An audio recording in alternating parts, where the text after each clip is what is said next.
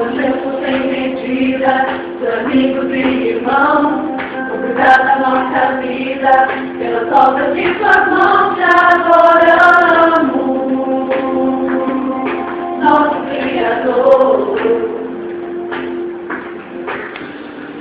Pelo pão de cada dia, pela chuva e pelo sol, do que a estrela guia, nossa bússola e farol te adoramos,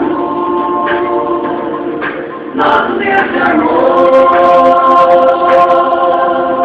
Erguemos nossa voz em gratidão a ti, Senhor, queremos entregar a nossa vida em louvor, nos deste nossa voz, para cantarmos este amor que não tem fim. Pelas pedras que encontramos, damos graças ao Senhor, pelas provas que enfrentamos, pelo abraço protetor que louvamos, nosso Salvador.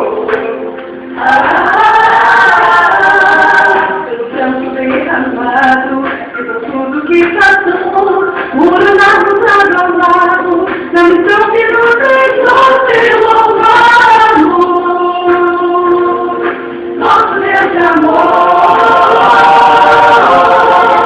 Erguemos nossa voz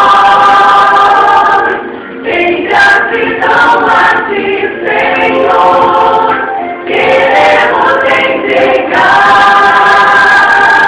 a nossa vida em louvor, nos deste nossa voz, para cantarmos este amor que não tem fim, nos deste nossa voz, para cantarmos este amor que não tem fim.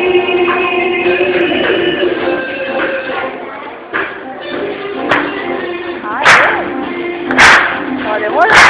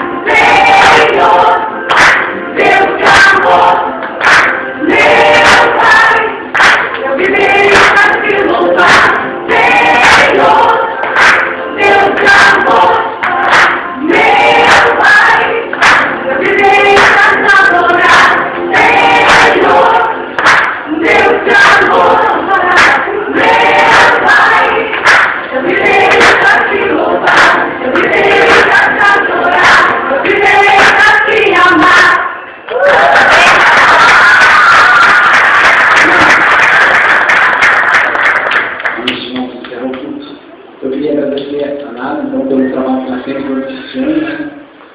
E pedir nosso perdão, se não saiu de acordo com era o desejo, mas nós te agradecemos como igreja pelo teu trabalho, pela tua disposição e pelo teu cuidado com eles. Né? E vamos orar, abençoando, tiver que a igreja tem as mãos sobre, né, o que Deus fez nessa vez e que Deus continue fazendo mais ainda. E que vocês realmente sejam adoradores do Senhor, em espírito e em verdade. Não somente da voz, mas de todas as áreas da vida de vocês, que Deus, né, que vocês verdadeiramente sejam adoradores. Estenda as mãos e quero orar pelas de vocês. Pai,